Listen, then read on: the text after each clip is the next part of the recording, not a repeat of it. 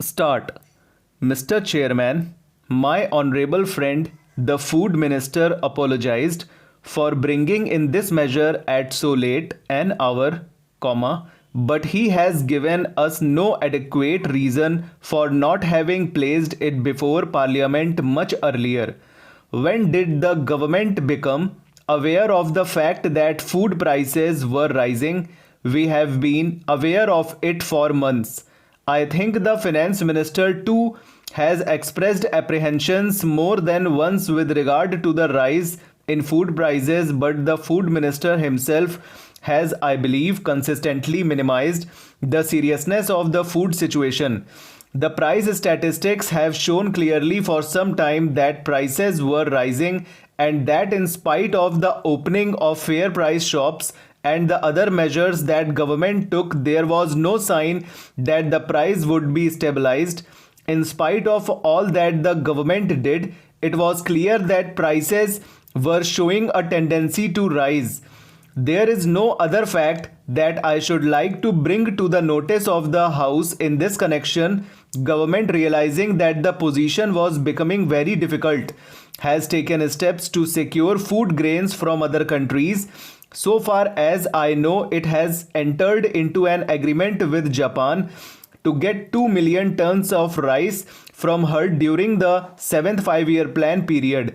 It has also taken steps to get, I think, about 3 million tons of food grains from America and perhaps from Australia too. The total quantity of food grains thus ordered is about 5.5 million tons. Under the agreement that they have entered into, they can even obtain, I think, about 80 or 90,000 tons more, or even a little more, perhaps about a million tons more. They therefore knew that the present situation would soon become more difficult in the near future. That is why they took steps to enter into an agreement with other countries to obtain the food supplies badly needed by the country. Yet the food minister comes to us at the 11th hour and wants the bill to be discussed as an emergency measure. Is this, sir, fair to the House? There may be holding and it may have to be dealt with, but I object very strongly to the procedure that the government has adopted. This is not the first time, sir, that the government of India have acted in this manner. Now, sir, the food minister says that food grains are being hoarded. Is this a complete exposition of the rise in food prices? We all know that the food position in Bangladesh is very unsatisfactory. It is also known from newspaper reports that rice is being smuggled into Bangladesh. This is not a new phenomenon, but something that has come to light during the last 4 or 5 or 6 days. This too has been known to the government for a pretty long time. It was also known to them that in spite of what they were doing, smuggling was increasing, yet they slept over the whole affair and came before Parliament when it was going to adjourn. There may be some hoarding in the country, but I should like to ask the food minister to tell us whether this bill would provide the remedy that is needed. This bill cannot prevent anybody from smuggling rice into Bangladesh. It was said once that the rise in price of food grains was the result of hoarding. When prices are rising, people who hope to gain by the rise in prices may resort to more than one unsocial practice in order to secure some gain from themselves. But to think that these illegal practices are the only cause for the rise in prices is to make a serious mistake. Government should realize that their own policy is partly responsible for the rise in prices. They are indulging in deficit financing every year, and they then come to us and talk about hoarders and the people who indulge in unsocial practices and so on. The government from the Prime Minister downwards have got into the habit of saying that the economic position of the country must be developed as rapidly as possible and that we must be prepared to make sacrifices at present for the benefit of future generations, then we must recognize our own responsibility for what is happening at the present time. But there was no sign of that in the speech of the food minister.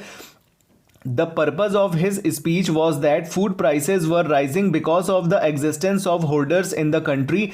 I hope, sir, nobody will be taken in by this statement. The parliament has been discussing the food situation for many years, and there are many members of this parliament whose memories are not so short as the food minister thinks. We know almost quite as much about the food situation as he himself does. Now, sir, granting that something has to be done to check the rise in prices, even temporarily, that has the government done about food grains? Mr. Chairman, the finance minister referred in March last to the difficulty of obtaining the foreign exchange required for the second 5-year plan. He referred to it again in May last.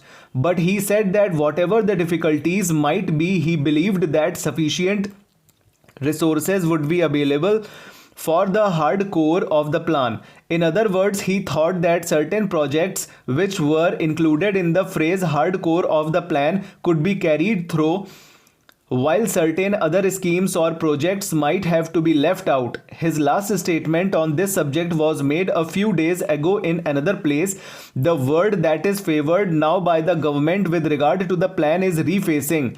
The Planning Commission and the government are now engaged in refacing the plan. The finance minister, while referring to this, said that whatever the people spoke of the emphasizing of the plan or of the allocation or reallocation of priorities, it meant that a little pruning was implicit in the re-examination of the plan. Now, sir, we should like to know what exactly this rephasing means. The Planning Commission may not have finished its examination of the question, but I think we can be usefully told on what principles the government are proceeding and what is the extent to which a reducing is likely to be made in the cost of the plan. I read a few days ago, sir, in a daily that it was being considered whether the fertilizer projects might be cut out of the plan. Now the finance minister has told us that what constitutes the hard core of the plan is the production of steel, mining, transport and power.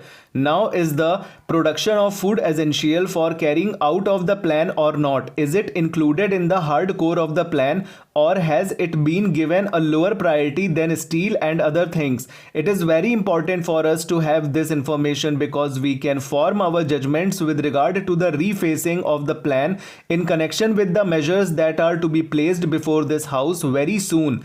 Only when we know that the ideas of government on this subject are, it may not be possible for the Honorable Finance Minister to state what the exact extent of the reduction in expenditure will be.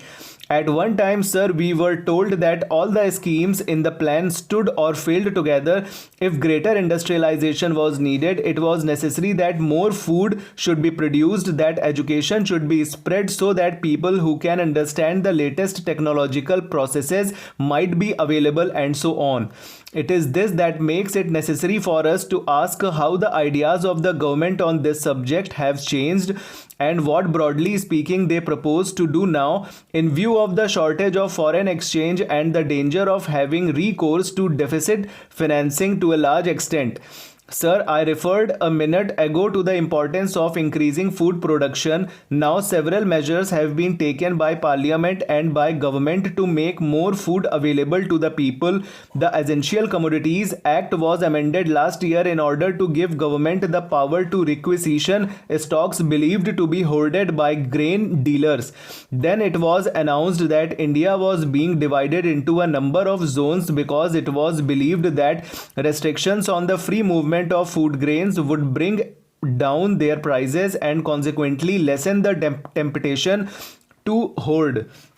Then, sir, in addition to this, the Reserve Bank asked the scheduled banks to reduce the advances made by them for the purchase of food grains because it was believed that the bank advances were being used in order to buy more and more food grains and hoard them. As a result of these measures, the food minister could say 3 or 4 weeks ago that the rise in food prices had already been checked.